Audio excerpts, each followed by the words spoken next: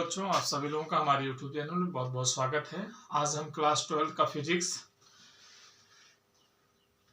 जिसका नाम है वैद्युत फ्लक्स तथा गॉस का प्रमेय आज स्टार्ट करेंगे। और उसमें सबसे पहले देखना है बच्चों एरिया वेक्टर क्या होता है, क्योंकि एरिया वेक्टर अगर जो आप नहीं जानते हैं तो वैद्युत फ्लक्स और गॉस का प्रमेय आप बिल्कुल नहीं समझ सकते हैं। इसके लिए आपको एरिया वेक्टर को समझना जरूरी है। आइए स्टार्ट करते हैं कि एरिया वेक्टर होता क्या है। तो देखिए, एरिया वेक्टर नाम से ही लग रहा है कि एरिया जो है वो वेक्टर है, लेकिन अगर जो एरिया वेक्टर है बच्चों तो परिमाण के साथ साथ दिशा भी होना चाहिए। हम लोग एरिया का तो परिमाण जानते हैं पर दिशा नहीं जानते हैं। आज हम लोग वो भी सीखेंगे कि अगर जो कोई मान लीजिए एरिया है तो उसका दिशा क्या होता है। ठीक है ना। तो मान लीजिए कोई समतल क्षेत्रफल है, समतल क्षेत्रफल है, अगर जो उसका एरिया निकालना होगा तो क्या होगा। तो देखिए, समतल का अगर जो आपको एरिया निकालना होता है बच्चों तो कुछ नहीं है, ये एन कैप, ठीक है ना। एरिया वेक्टर को एकांक वेक्टर इसका है और इसमें जो है कह सकते हैं वेक्टर ए है। ये जो वेक्टर ए होता है बच्चों ये होता है ए एन कैप, यानी कि जो हमारा एरिया वेक्टर है, ठीक है ना, एरिया वेक्टर है, इसका मान है ए और एन कैप। जो मेरा एन कैप है एकांक वेक्टर है। कह सकते हैं अगर जो कोई भी पृष्ठ है, जैसे मान लीजिए ये तो ये हो गया, अगर जो मेरे पास गोला होता, गोले का हमको पृष्ठ देना है या इस बोर्ड का ही हमको एरिया वेक्टर लेना है, तो देखिए इस बोर्ड का एरिया वेक्टर ये हो गया, यानी कि उस एरिया से आपको नॉर्मल डाल देना है, एक अभिलंब डाल देना है, वो अभिलंब उसका जो है एरिया का सदिश हो जाएगा, सदिश वेक्टर हो जाएगा, ठीक है ना, एकांक वेक्टर हो जाएगा। बस उस एरिया पे आपको परपेंडिकुलर डालना है। मान लो ये मेरा कोई भी है, मान लीजिए इस तरह का है और हमको यहाँ पे एरिया वेक्टर चाहिए, तो यहाँ पे हमको इस तरह से रख देंगे तो ये निकल जाएगा एरिया वेक्टर। यानी कि जहां आप निकाल रहे हैं एरिया वेक्टर वहां आप एक नॉर्मल ड्रॉ कर दीजिए, वो नॉर्मल दिखाएगा कि उस क्षेत्रफल का सदिश क्या है, यानी कि क्षेत्रफल का दिशा वो तुरंत बता देगा अगर जो आप वहां पे नॉर्मल डाल देते हैं तो, ठीक है ना। तो ये होता है A N cap, vector A बराबर ए एन कैप। आइए अब इसके बाद हम आपको बताएं, इसमें आपको ध्यान देना है कि जो एरिया होता है वो सदिश राशि है। हमेशा सदिश राशि हम जब लिखेंगे तो एरिया के नॉर्मल, ठीक है ना, अभिलंब बाहर की ओर, ऐसा नॉर्मल अंदर की ओर नहीं, बाहर की ओर। अब देखिए सॉलिड एंगल, सॉलिड एंगल, ठीक है ना। सॉलिड एंगल माने घन कोण। घन कोण क्या होता है बच्चों, घन कोण होता है जैसे मान लीजिए गोले के किसी पृष्ठ द्वारा गोले के केंद्र पर आंतरिक कोण को घन कोण कहते हैं। जैसे मान लीजिए ये गोला है, अब गोले के पास तो बहुत सारे पृष्ठ होते हैं, आप गेंद देखे होंगे, गेंद के जितने भी चारों तरफ होते हैं उसको पृष्ठ बोलते हैं, और पृष्ठ के पास क्षेत्रफल है, हम लोग पृष्ठ भी बोलते हैं और क्षेत्रफल भी बोलते हैं। तो क्षेत्रफल द्वारा मान लीजिए इसका क्षेत्रफल टोटल क्या है, ए है, इस पूरे गोले का, एक गोलीय है या फिर एक कह सकते हैं ये गोला है, गोले का क्षेत्रफल बच्चों कितना है, ए है, ये है, ठीक है ना, ये जो यहाँ पे बनाया है।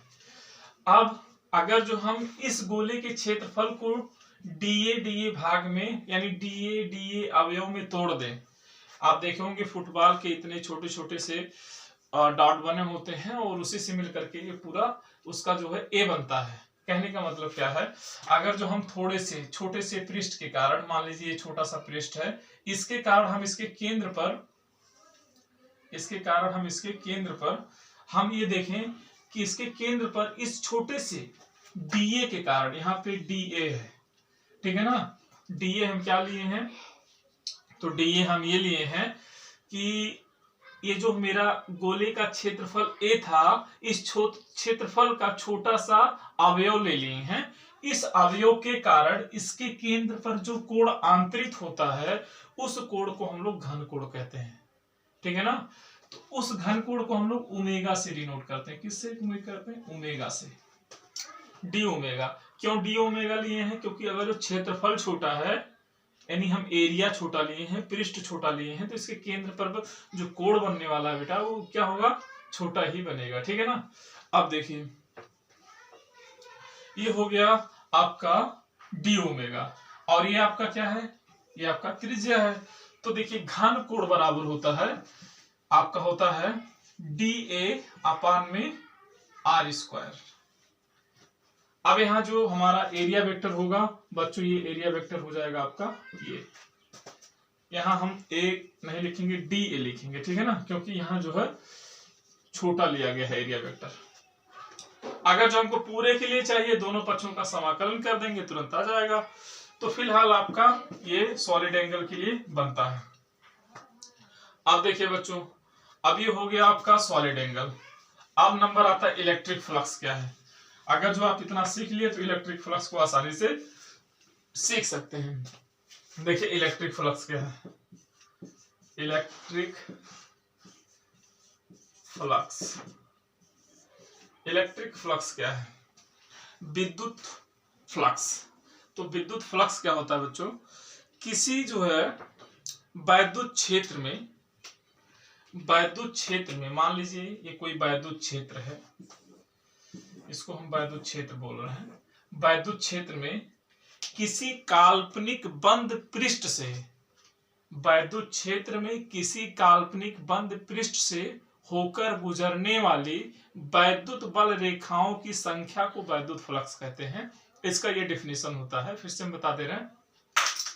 किसी वैद्युत क्षेत्र में किसी काल्पनिक पृष्ठ द्वारा, ठीक है ना, वैद्युत क्षेत्र में किसी काल्पनिक पृष्ठ द्वारा उससे निकलने वाली वैद्युत बल रेखाओं की संख्या को वैद्युत फ्लक्स कहते हैं।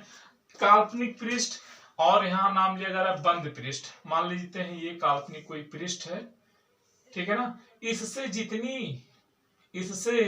जितनी वैद्युत बल रेखाएं पास करेंगी वो होगा वैद्युत फ्लक्स। मान लेते हैं इस तरह से इससे पास कर रही हैं, ठीक है ना, तो जितनी बल रेखाएं इससे पास करेंगी उन बल रेखाओं को हम लोग बोलेंगे क्या, वैद्युत बल, वैद्युत फ्लक्स।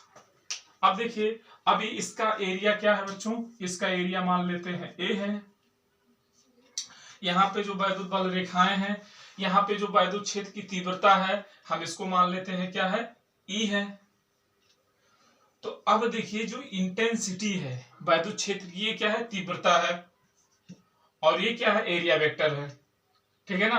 तो अब एरिया वेक्टर मान लेते हैं, छोटे से एरिया के कारण, यहाँ पे छोटा सा एरिया ले लेते हैं या यहां तक ले लेते हैं। ये छोटे से एरिया के कारण देखिए इसका पूरा एरिया क्या था बच्चों, हम माने हैं जो इस पूरे का एरिया माने थे ए, तो यहाँ पे केवल छोटा सा एरिया लिए हैं यानी कि डी ए लिए हैं।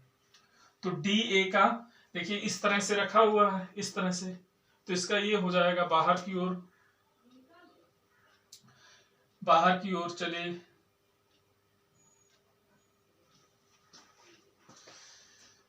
बच्चों, ये हो जाएगा आपका बाहर की ओर, है ना। ये हो गया आपका वेक्टर डी ए, और ये हो गया वैद्युत क्षेत्र की तीव्रता। तो यहाँ पे देखिए एक एंगल बन रहा है थीटा, ठीक है ना, ये हो गया।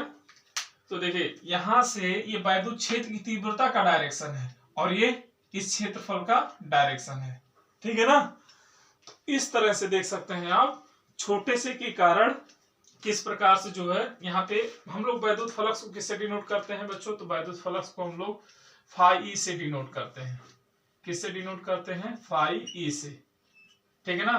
और फाई ई बराबर हो जाएगा आपका, तो देखिए छोटा सा अगर जो एरिया है तो फ्लक्स भी आपका क्या होगा, छोटा सा ही होगा, ठीक है ना। छोटा सा फ्लक्स हो गया। अब कहां से निकल रहा है, तो E vector E dot vector D A, इतना आपको समझ में आ गया होगा। अब देखिए इतना हो गया। अब देखिए बच्चों अब क्या हो जाएगा, अब देखिए अगर जो इस डॉट प्रोडक्ट को हटाएंगे तो ये आ जाएगा E D A cos theta, किसके बराबर, डी फाई ई बराबर। अब दोनों पक्षों को जो है समाकलन कर देंगे, तो डी फाई ई बराबर हो गया आपका ई कॉस थीटा, कांस्टेंट है, यहाँ हो गया क्लोज सरफेस, डी ए। अब यहाँ समाकलन होगा तो आपको पता है ये फाई हो जाएगा और ये हो जाएगा ई ए कॉस थीटा। ये हमारा निकल गया फ्लक्स का फार्मूला। ठीक है, ये निकल गया क्या, फाई बराबर ई ए कॉस थीटा। जो हमारा कॉस थीटा है या थीटा है, ये ई और ए के बीच बना कोण है। अभी देखिए जो डी फाई था केवल छोटे से क्षेत्रफल के कारण छोटा सा फ्लक्स था, यानी डी ए के कारण छोटा सा फ्लक्स था। अब पूरे क्षेत्रफल के कारण पूरा फ्लक्स हमको यहाँ पे आके मिल गया। ठीक है ना। अब देखिए अब इसका मात्रक क्या होता है बच्चों, तो बहुत आसान है इसका मात्रक। देखिए फार्मूले से हम लोग लिख सकते हैं इसका मात्रक क्या होगा, तो फाई ई का मात्रक, तो फाई का मात्रक देखो न्यूटन, इसका क्या हो जाएगा मीटर स्क्वायर प्रति कूलाम, है ना। न्यूटन मीटर, देखिए इसका होता है, देख लो बच्चों कैसे निकालते हैं, ये हो जाएगा न्यूटन, ठीक है ना, और इसका होता है प्रति कूलाम, और यहाँ इंटू में क्या है मीटर स्क्वायर, क्योंकि क्षेत्रफल का मीटर स्क्वायर, तो पूरे को सॉल्व करेंगे तो ये हो जाएगा न्यूटन मीटर स्क्वायर प्रति कूलाम। ये चीज हो गया, यानी इसका मात्रक क्या निकला, न्यूटन मीटर स्क्वायर प्रति कूलाम। अब देखिए बीमा क्या होगा, बीमा भी जो बच्चों इसी के फार्मूले से हम लिख सकते हैं। तो देखिए फाई ई की बीमा, तो क्या फार्मूला है ई ए, है ना, तो लिख देंगे ई की बीमा और फिर ए की बीमा, ई की बीमा और ए की बीमा। तो देखो ई की बीमा क्या हो जाएगा, तो ई की बीमा आपको याद है क्या होता है, ये होता है बच्चों एम एल। देखिए ई की बीमा जो है निकालना है, थोड़ा सा ई को तोड़ दीजिए, ठीक है ना, थोड़ा सा और आसान हो जाएगा आपके लिए। ई ए होता है और ई बराबर होता है F by q naught into A. अब यहां से रख दीजिए, तो अब बल की बीमा हो गया M L T minus two, और यहां से हो गया एल का, ए का हो जाएगा एल स्क्वायर, और यहां देखो क्यू का हो जाएगा आपका ए टी। अब यहां से देखिए इसको लिख सकते हैं आसानी से, एम एल 3 2 और 1 3 हो गया, और टी माइनस 3, यहां नीचे भी एक है टी, उसको भी लिख लेंगे। देखो अच्छा नहीं नीचे वाले को तो लिख लिया, टी माइनस 3 हो गया, और ऊपर फिर हो गया ए इनवर्स, ठीक है ना। तो इसका बीमा क्या निकला, M L 3 T minus 3 A inverse. तो इसका देखो बीमीय सूत्र हो गया, मात्रक हो गया, इलेक्ट्रिक फ्लक्स का डेफिनेशन हो गया, फिगर के माध्यम से हम इसको बता दिए आपको, आई होप कि समझ में आ गया हो गया। अब जो है गॉसेस थ्योरम को सॉल्व करते हैं बच्चों की। गॉसेस थ्योरम होता क्या है, ठीक है ना। तो सबसे पहले इसके जो है गॉसेस थ्योरम को देखते हैं, हेडिंग डाल सकते हैं हम गॉसेस थ्योरम। गॉस की प्रमेय, गॉस की प्रमेय, ठीक है ना बच्चों। गॉस की प्रमेय क्या होता है, तो गॉस ने बताया कि किसी बंद पृष्ठ से गुजरने वाला वैद्युत फ्लक्स उस पृष्ठ द्वारा परिबद्ध कुल आवेश Q का 1/एप्सिलॉन नॉट गुना होता है। यानी किसी बंद पृष्ठ से गुजरने वाला वैद्युत फ्लक्स उस पृष्ठ द्वारा परिबद्ध कुल आवेश Q का 1/एप्सिलॉन नॉट गुना होता है किसी बंद पृष्ठ द्वारा। तो हम एक बंद पृष्ठ लेंगे, हाँ ठीक है ना, एक बंद पृष्ठ किसी भी आकार का ले सकते हैं, उसके लिए आपको कोई दिक्कत नहीं है, ठीक है ना। तो मान लीजिए ये कोई बंद पृष्ठ हम ले लिए, ये एक बंद पृष्ठ है, ठीक है।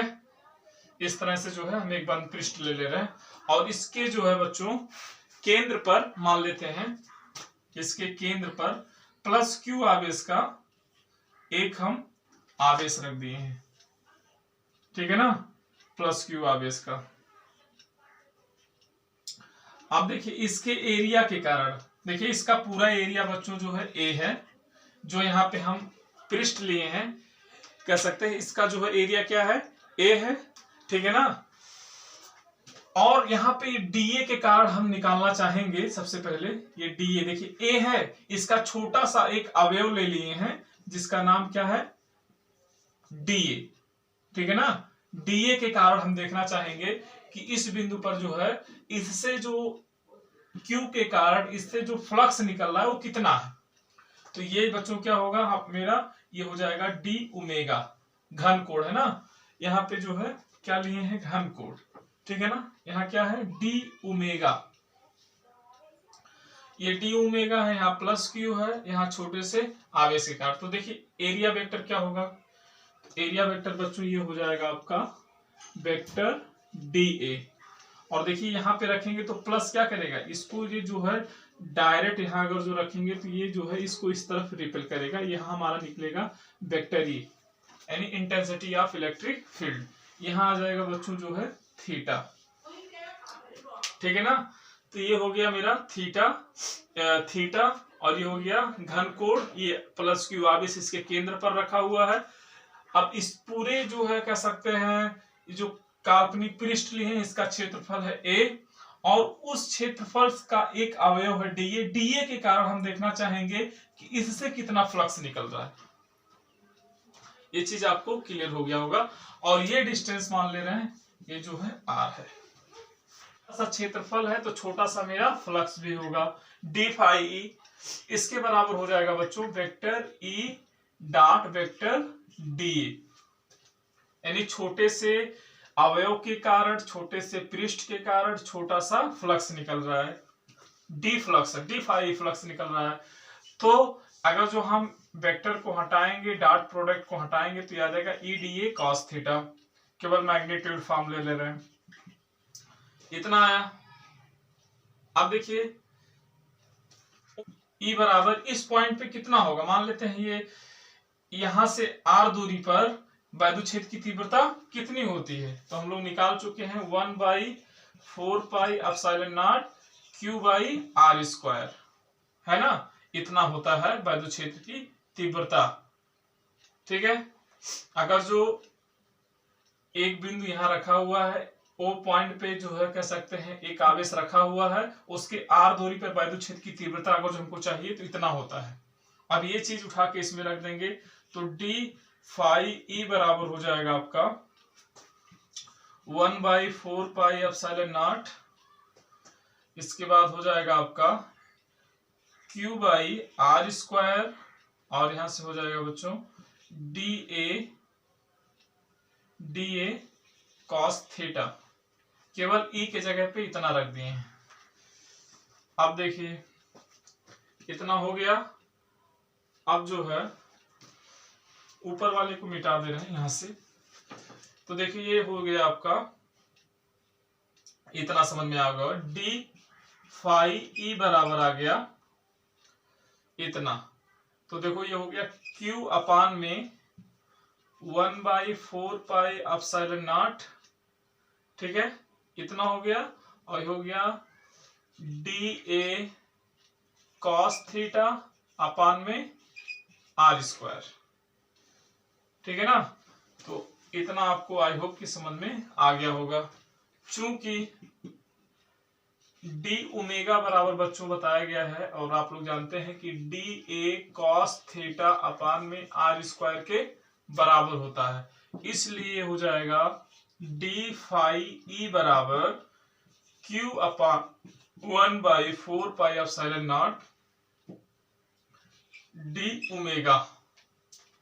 अब क्या करेंगे, अब देखिए छोटे से फ्लक्स के, छोटे से अवयव के कारण छोटा सा फ्लक्स है।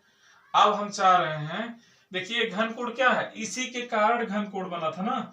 अब हम चाहेंगे कि पूरे पृष्ठ के कारण पूरा घन कोण हमको मिले।